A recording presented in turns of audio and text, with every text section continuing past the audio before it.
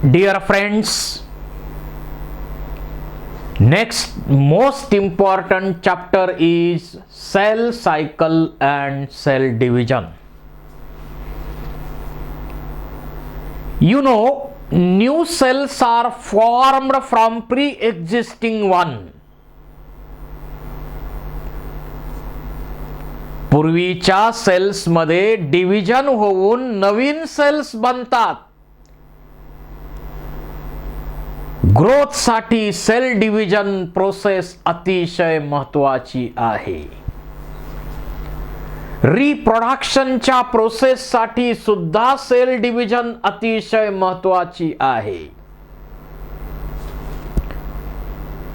Repair and maintenance साठी सुद्धा sale division अतिशय महत्वाची आहे.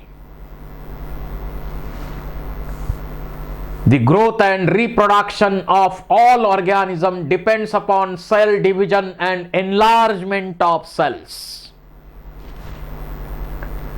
The mechanism of division and multiplication of cells together constitute cell reproduction. जर युनिसेल्युलर ऑर्गॅनिझम असतील तर त्यांच्यामध्ये रिप्रोडक्शन आणि सेल डिव्हिजन सेम पॅटर्न आहे. कारण त्यांच्यामध्ये जी पॅरेंटल सेल आहे, this parental cell is converted into two daughter cells आणि पॅरेंट सेलचंच रूपांतर दोन डॉटर सेल्स मध्ये होत असल्यामुळं नंतर डॉटर सेल तयार झाल्यावर पॅरेंटल सेलचं अस्तित्व राहत नाही. आणि म्हणून युनिसेल्युलर ऑर्गॅनिझम जे आहेत ते immortal. There is no natural death.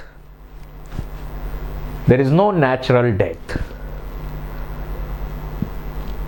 Immortal आहे. तसं हायर ऑर्गॅनिझम मध्ये होत नाही. नवीन इंडिव्हिज्युअल बनल्यानंतर सुद्धा पॅरेंटचं अस्तित्व तसंच राहतं. पण युनिसेल्युलर मध्ये पॅरेंटल सेलचं रूपांतर कन्व्हर्जन डॉटर सेल्स मध्ये होतं. हा फरक आहे. आणि त्यामुळं रिप्रोडक्शन आणि सेल डिव्हिजन दोन्ही प्रोसेस सेम आहेत युनिसेल्युलर ऑर्गॅनिझम मध्ये.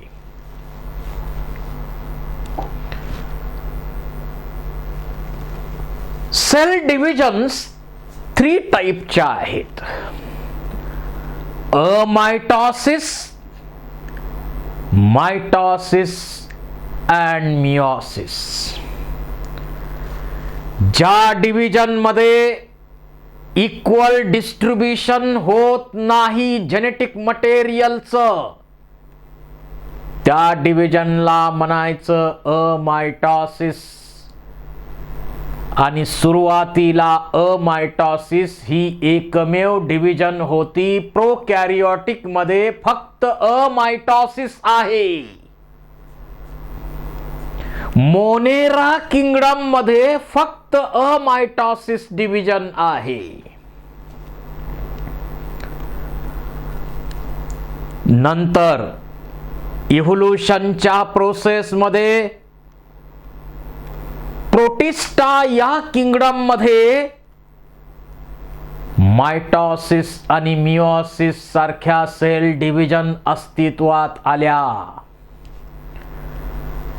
Mitosis is responsible for growth and it is equational division. म्हणजे पॅरेंट सेल आणि नवीन तयार होणाऱ्या सेल्स यांचं जेनेटिक कॉन्स्टिट्यूशन सेम असतं. जशा पॅरेंट सेल तशाच नवीन डॉटर सेल्स दोन तयार होतात मायटॉसिस मध्ये. आणि म्हणून मायटॉसिसला आपण म्हणतो इक्वेशनल डिव्हिजन. आणि रिप्रोडक्शनच्या प्रोसेस मध्ये क्रोमोसोम नंबर कॉन्स्टंट मेंटेन करण्यासाठी generation to generation chromosome number constant maintain करण्यासाठी मिओसिस सारखी रिडक्शनल डिव्हिजन अस्तित्वात आली आणि त्याचबरोबर मिओसिसचा आणखी एक उद्देश आहे आणि तो म्हणजे रिकॉम्बिनेशन्स. मिओसिस मध्ये रिकॉम्बिनेशन होतं. तर एकूणच या 3 टाईपच्या सेल डिव्हिजन्स आपल्याला स्टडी करायच्या आहेत. अमायटॉसिस ज्याच्यामध्ये इक्वल डिस्ट्रीब्युशन होत नाही. The cells of prokaryotes divides by amitosis, common method, that is a binary fission. Binary fission पॅरमॅसियम मध्ये सुद्धा आहे, प्रोटिस्ट आहे तो. Binary fission, multiple fission amoeba मध्ये सुद्धा आहे. लॉन्जिट्युडनल बायनरी फिशन युग्लिना मध्ये आहे. तर युनिसेल्युलर ऑर्गॅनिझम मध्ये म्हणजे बॅक्टेरिया असतील, प्रोटोझोन्स असतील, asexual reproduction takes place by binary fission. यांच्यामध्ये काय होतं, distinct chromosomes do not appear at the time of cell division. Distinct chromosome बनत नाहीत, अपीयर होत नाहीत सेल डिव्हिजनच्या प्रोसेसमध्ये. During division nucleus becomes elongated. डिव्हिजनच्या वेळी काय होतं, समजा ही सेल आहे, हा न्यूक्लियस आहे, तर हा न्यूक्लियस इलॉंगेट होतो. हळूहळू तो डंबेल शेप्ड बनतो आणि नंतर इथं कॉन्स्ट्रिक्शन होऊन 2 डॉटर न्यूक्लियाय तयार होतात आणि 2 सेल मध्ये 2 डॉटर न्यूक्लियाय विभागल्या जातात. अशा प्रकारे एका पॅरेंट सेल पासून 2 डॉटर सेल्स तयार होतात. परंतु या ठिकाणी न्यूक्लियर मेम्ब्रेन डिसअपियर होत नाही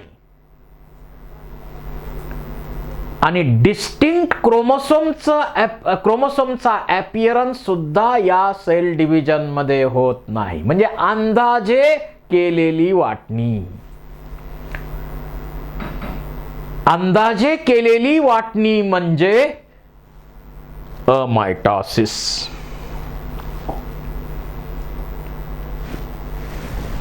nuclei move apart from each other.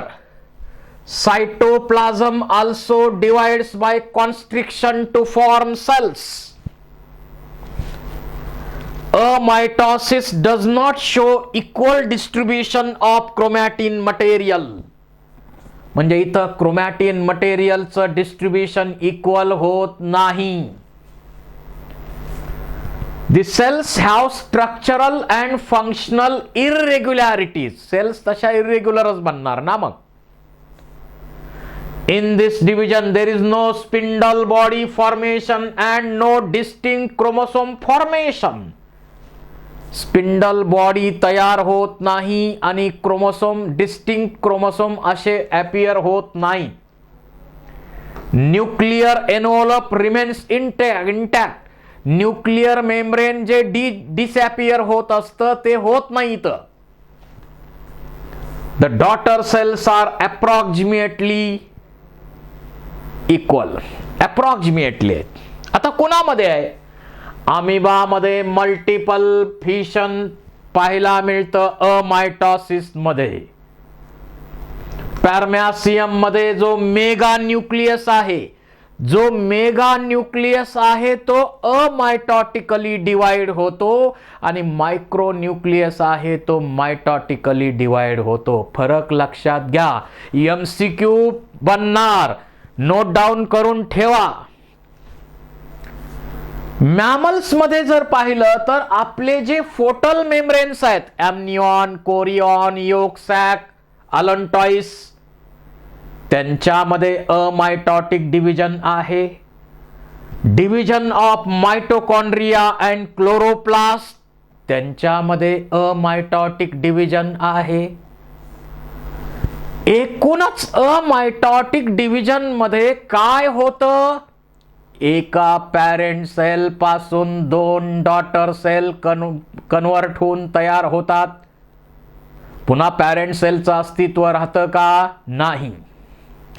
Parent सेलचं रूपांतर, कन्वर्जन होतं 2 डॉटर सेल्स मध्ये. जेनेटिक क्रोमोसोम ॲपियर होतात का? नाही ॲपियर होत. क्रोमोसोमचं डिस्ट्रीब्युशन इक्वल होतं का? नाही इक्वल होत.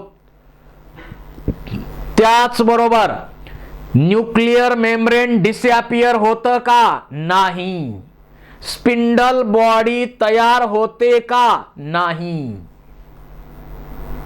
कॉन्स्ट्रिक्शन होतं, इलॉंगेट होतो न्यूक्लियस, कॉन्स्ट्रिक्शन होतं, डंबेल शेप बनतो न्यूक्लियस आणि मग 2 न्यूक्लियाय बनतात. 2 पोलला 2 जाणार आणि मग सेल डिवाइड होऊन सायटोकायनेसिस प्रोसेस होऊन 2 डॉटर सेल्स बनणार.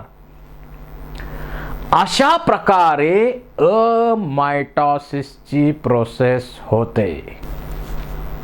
अमायटॉसिस मध्ये ही एक सेल पहा. सुरुवातीला काय होतंय, nucleus becomes elongated. Nucleus elongate होतो. हळूहळू तो डंबेल शेप्ड बनतो. Distinct chromosomes do not appear, no spindle formation.